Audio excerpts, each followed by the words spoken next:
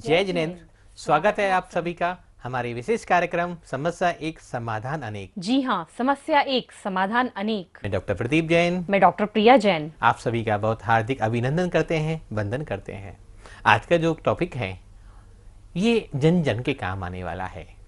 ऐसा एक भी परिवार नहीं होगा जिसको इस काव्य का पाठ करना नहीं पड़े, जो आज की इस काव्य से जुड़ा हुआ नहीं हो। सभी जन कहीं भी, नॉर्थ से लेकर साउथ तक, ईस्ट से लेकर वेस्ट तक, हर व्यक्ति को इस काव्य को पढ़ना होगा। इस काव्य के फायदे, इस काव्य के बारे में जानेंगे, समझेंगे तो अमेजिंग चीज। और हमारी सबसे ज़्यादा रिसर्च भक्तामर के 17 नंबर काव्य और 45 नंबर काव्य पर ही रही, जिसने हजारों रोगियों को स्वस्थ कर दिया, लाखों लोगों के जीवन में खुशियों की नई रोशनी भर दी। कितने जन, कितने परिवारों में, उजड़े हुए परिवारों में एक नई आशा की किरण पैदा कर दी। तो क्या है जीवन की आज सबसे बड़ी समस्या? कौन सी बीमारी है आज सब हम सबको? सब कहेंगे अशांति, बिल्कुल सही। Sugar, BP, thyroid, kidney failure, liver cirrhosis, ऐसी कितनी बीमारियां हैं जो हर परिवार में, हर जन के साथ लगी हुई हैं।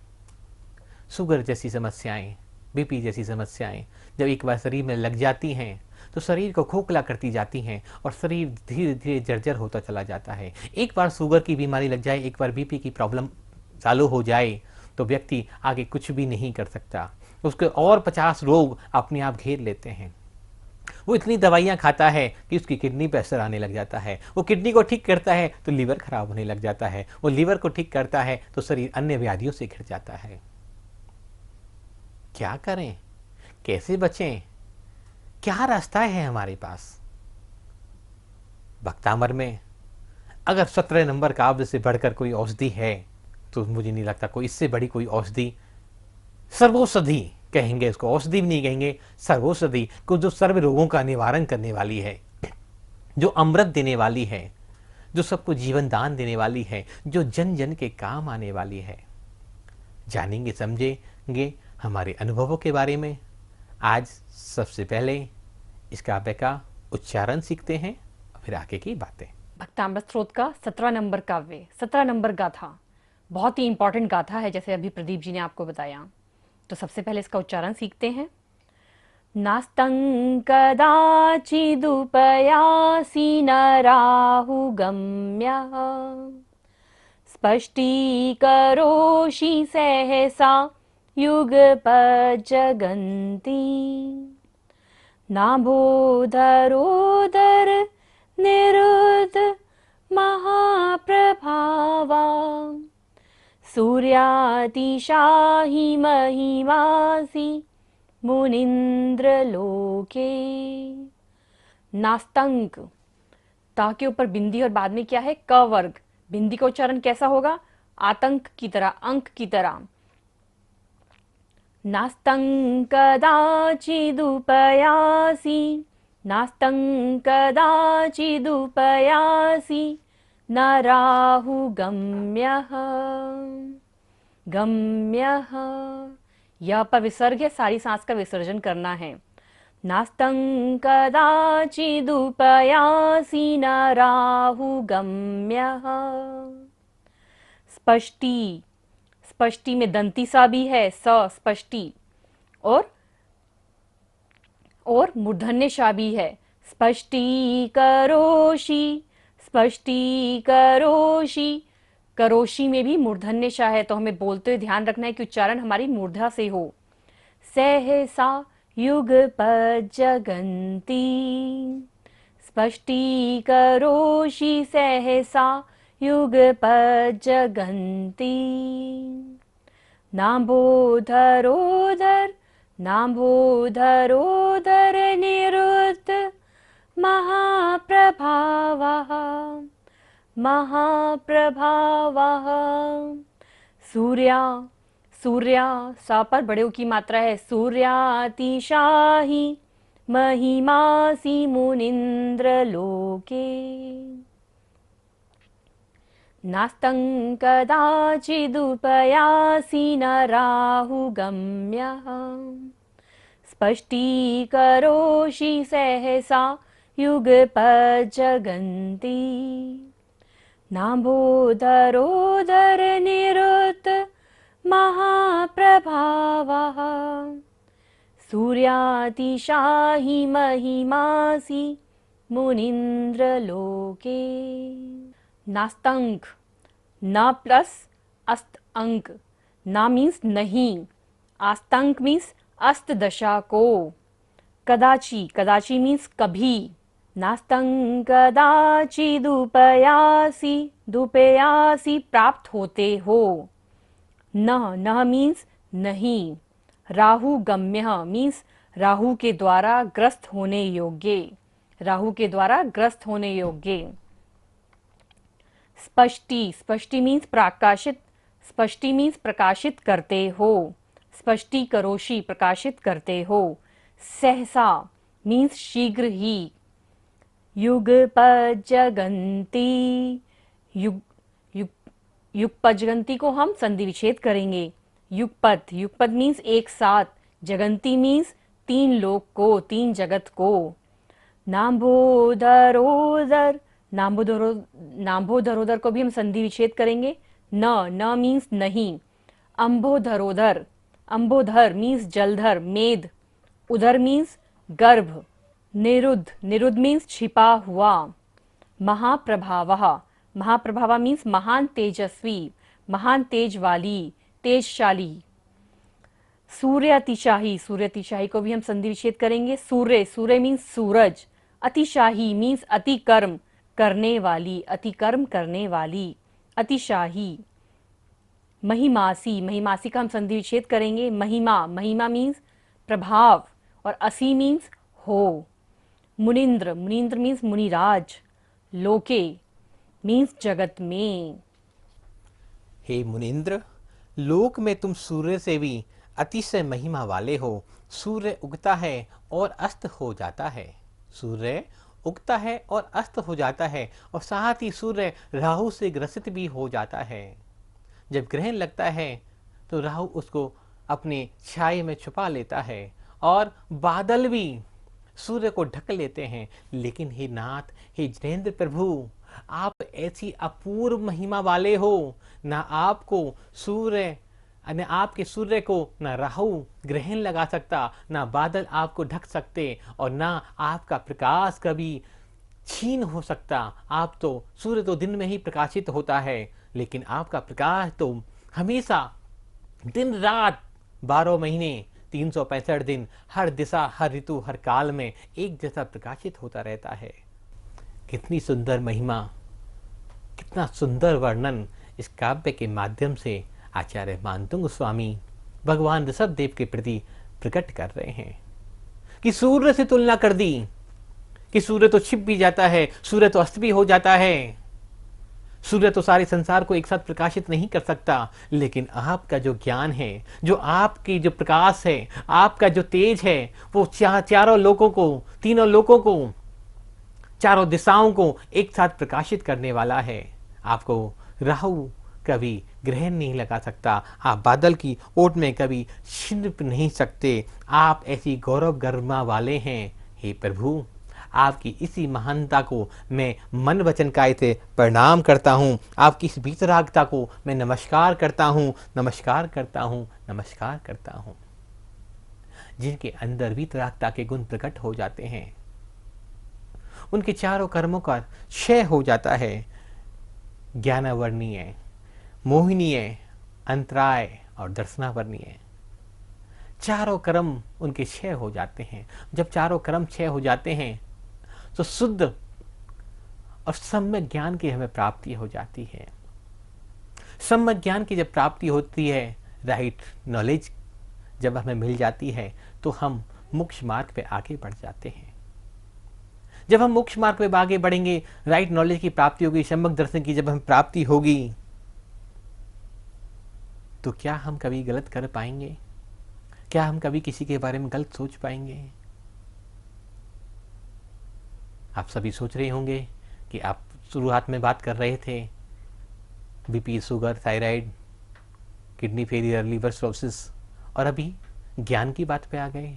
जी हाँ, मैं क्लियर करना चाहता हूँ, मैं बताना चाहता हूँ, जितनी भी बीमारियाँ हैं हमारे सोलर चक्रा और सैक्रल चक्रा, जी हाँ, स्वादिष्टान और मणिपुर चक्र के कारण पैदा होती हैं। पेट से रिलेटेड जितनी बीमारियां हैं, उधर में जितनी भी बीमारियां हैं, स्वादिष्टान चक्र क्या है? हमारे स्वयं के रहने का स्थान, जहां हम स्वयं अपने परमात्मा को वहां विराजमान करते हैं, जहां हम स्वयं रहते हैं, जहां हमारे सुख दुख, हमारी गृहस्थ की क्रियाएं, हमारे भाव, हमारे मनोभाव, हमारा ईर्ष्या, हमारा गुस्सा, हमारी जलन, हमारा प्रेम, हमारा नेगेटिविटी, हमारी पॉजिटिविटी, सब कुछ वहाँ भरे पड़े रहते हैं और हमेशा स्थायी रूप से वास करते हैं। जब हमारी दो चक्र खराब होने लगते हैं, हमारी विचारों के कारण, हमारी सोच के कारण, हमारे खान पान के कारण, हमारे रहन सहन के कारण, हमारी गलत आदतों, गलत विचारों के कारण, हमारी गलत भावनाओं के कारण, हमारी कुंठाओं के कारण, हमारी ईर्ष्याओं के कारण, जब हमारी दो चक्र कमजोर पड़ जाते हैं, तो सारी बीमारियां का जो मूल है, रूट कॉज है जो, वो वहीं से प्रारंभ होती है। हमें घुटने के दर्द की समस्याएं, हमारे शुगर, हमें बीपी, हमें थायराइड, हमारी किडनी फेलियर, हमें लीवर सिरोसिस, और जाने कितनी कितनी भिन्न भिन्न टाइप की बीमारियां हैं। और इतनी बड़ी लिस्ट हो सकती है कि अगर दिन रात उनके बारे में बात भी करें तो बीमारियां कभी खत्म होने वाली नहीं है। कम से कम 200 पेशेंट ऐसे हैं, गलती कर रहा हूं मैं, मुझे पेशेंट नहीं बोलना चाहिए, 200 ऐसे स्वस्थ लोग हैं जो किडनी फेलियर थे, जिनका क्रिएटिनिन लेवल 12, 13, 14 तक पहुंच गया था, आज वो स्वस्थ जिंदगी जी रहे हैं। जिनका लीवर खराब हो चुका था 70%, 80%, इस मंत्र के जाप से, मंत्र के प्रभाव से उनका लीवर ठीक होने लग गया। जिन बच्चों को, जिन बड़े लोगों को, जिन परिवारों में स्टोन्स की हेरिडिटी थी कि पीढ़ी दर पीढ़ी स्टोन, किडनी में स्टोन बनते चले जा रहे थे, जब हमने इसका प्रयोग किया, इसका उपयोग किया, चमत्कारिक रूप से इसके परिणाम देखने को मिले कि वो परंपराएं रुक गई, वो आगे किडनी स्टोन बनने बंद हो गए। वो लोग सालों से स्वस्थ हैं। जिन लोगों को हर साल में 2 बार किडनी के स्टोन बन जाते थे, आज वो स्टोन बनने बंद हो गए। जिन लोगों को घुटनों में तकलीफ थी, ऐसे तो मेरे पास कम से कम 5000 से ऊपर लोग होंगे जो एक कदम भी आगे नहीं बढ़ सकते थे। सिर्फ एक प्रोसेस उनको कराया कि जो भी जैसा है स्वीकार करो और मंत्र का पाठ करो। जब आप किसी को स्वीकार करने लग जाते हैं, जब आप किसी को एक्सेप्ट कर लेते हैं, तो आपकी बॉडी के किसी भी पार्ट में दर्द नहीं हो सकता। जब हमारे विचार रुक जाते हैं, वो नेगेटिव एनर्जी क्रिएट करते हैं, जब हम अपने आप में सिकुड़ जाते हैं, जब हमारा आभा मंडल सिकुड़ता चला जाता है, जब हमारे चक्र कमजोर होते चले जाते हैं, एंटी क्लॉकवाइज रोटेशन करने ले जाते हैं, स्थिर हो जाते हैं, उनमें कोई गति नहीं रहती, कोई ऊर्जा नहीं रहती, तो लाइफ में पेट और पेट से संबंधित बीमारियां इतनी जबरदस्त तेजी से बढ़ती हैं जिनका हम नाम भी नहीं ले सकते। कैंसर की शुरुआत, कोई डायरेक्ट कैंसर किसी के नहीं होता, शुरुआत इन छोटी छोटी बीमारियों से होती है। अगर आपके साउथ वेस्ट एरिया में कहीं प्रॉब्लम है तो भी पेट संबंधी बीमारियां आपको बहुत ज़्यादा परेशान करती हैं। साउथ वेस्ट का नीचे होना, साउथ वेस्ट में बोरिंग होना, अगर कुछ ऐसा है साउथ वेस्ट में रसोई घर होना बहुत बड़ा दोष माना गया है, क्योंकि जब साउथ वेस्ट में रसोई घर होता है तो वह अधिकतर लोग वहाँ का बासा खाना खाते हैं और बासी बातों को ही, पुरानी बातों को ही याद कर रिकॉल करते रहते हैं। उनको पेट संबंधी समस्याएं अधिक हो जाती हैं, शुगर बीपी की समस्याएं अधिक हो जाती हैं, किडनी फेलियर, लीवर सिरोसिस की समस्याएं उनको बहुत ज़्यादा हो जाती हैं। अगर ऐसा है तो सबसे पहले उसका निदान कराएं, किसी वास्तुशास्त्री से मिलकर अपने साउथ वेस्ट को ठीक करें। पीला पेंट की द्वारा उस वास्तु दोष को रिमूव करने के बाद चांदी की पत्री आदि लगाकर या पिरामिड्स लगाकर उस साउथ वेस्ट के दोष को दूर किया जा सकता है। वास्तु में नॉर्थ ईस्ट और साउथ वेस्ट के दोष महादोष माने गए हैं, तो इन दोषों का निराकरण हमें हर हाल में अवश्य कराना चाहिए। अधिकतर देखने में जो आया है कि साउथ वेस्ट और नॉर्थ ईस्ट जिन घरों में खराब होता है, उन्हीं घरों में कैंसर जैसी समस्याएं, किडनी फेलियर जैसी समस्याएं देखने को मिलती हैं। 80% केसों में तो प्रूफ हो चुका है। जिनका कुंडली में राहु पीड़ित होता है, उनको ये समस्याएं सबसे ज्यादा सताती हैं।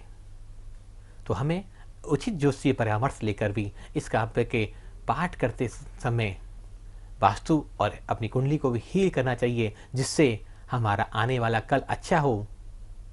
आज अगर आप कुछ पैसा अपनी कुंडली को समाधान कराने में करते हैं तो कल को लाखों रुपए आप डॉक्टर और हॉस्पिटल के बिल से बचा सकते हैं। आज आप कुछ पैसा अपने घर के वास्तु को, इंटीरियर को ठीक करने में लगा सकते हैं, इन्वेस्ट कर सकते हैं, तो कल को अपनी लाइफ को सेव कर सकते हैं। जो पैसा आप वास्तु के लिए, अपनी ज्योतिष की, अपनी कुंडली को ठीक कराने के लिए कर रहे हैं, उपाय करने के लिए कर रहे हैं, उससे सिर्फ उपाय नहीं होंगे, आपका जीवन परिवर्तन होगा। तो हम अपनी कुंडली को ठीक करें, राहु की पोजीशन को सही रखें और अपने घर के साउथ वेस्ट को ठीक करें। और इसी का पाठ वही सुबह प्रातःकाल ब्रह्म मुहूर्त की बेला में, भक्तांबर स्तोत्र का 17 नंबर काव्य का पाठ ब्रह्म मुहूर्त की बेला में मन वचन काया की शुद्धि पूर्वक, भाव पूर्वक 27 बार श्लोक, 108 बार रिद्धि, 108 बार मंत्र का जाप करें। हो सके तो अपने सामने भक्तांबर का यंत्र जरूर रखें, इससे आपकी एनर्जी अच्छी होगी। और आप क्या कर सकते हैं, अपनी फेथ, अपना जो आपके अंदर श्रद्धा है उसको आपको दृढ़ रखना है कि मैं हेल्दी हूँ, I am very happy and healthy. उसके साथ आपको भक्तांबर का 17वां नंबर गाथा की जाप करनी है, तो आपको पता भी नहीं चलेगा कि आपकी लाइफ में जितनी भी प्रॉब्लम्स थी वो सब डिसॉल्व हो जाएंगी, सब मिट जाएंगी। इस काव्य से संबंधित अन्य जानकारी के लिए आप हमारी वेबसाइट पर www.bhaktambarmantrahealing.com पर विजिट कीजिए। हमारा यूट्यूब चैनल है भक्तांबर मंत्रा हीलिंग, आप उस पर भी जाकर और डिटेल देख सकते हैं, जान सकते हैं। और सबसे ज़्यादा जरूरी, आप हमारी सक्सेस स्टोरी जो 17वें नंबर काव्य की हैं, आप उनको जरूर देखें, तो आपको मोटिवेशन मिलेगा, समझ में आएगा कि कैसे कैसे लोग इस काव्य के माध्यम से ठीक हो गए, स्वस्थ हो गए और नॉर्मल जीवन जी रहे हैं। उन डॉक्टर की दवाइयों से, हॉस्पिटल के बड़े बड़े बिलों से उनका जीवन सुरक्षित हो गया। हमारी हीलिंग के माध्यम से, भक्तांबर स्तोत्र के चमत्कारी प्रभावों के माध्यम से उनके जीवन में कैसे परिवर्तन आया, वो जरूर देखें। और आपको नहीं मिलते हैं तो आप हमारे नंबर पर व्हाट्सअप कर सकते हैं, हम आपको उसका लिंक भेजेंगे, जिससे आपके जीवन में एक सकारात्मक परिणाम आए, सकारात्मक आप रहें, पॉजिटिव रहें। इसी मंगल भावना के साथ आप सबका कल्याण हो। और आज बस इतना ही। सभी को सादर जय जिनेंद्र, जय जिनेंद्र, जय जिनेंद्र।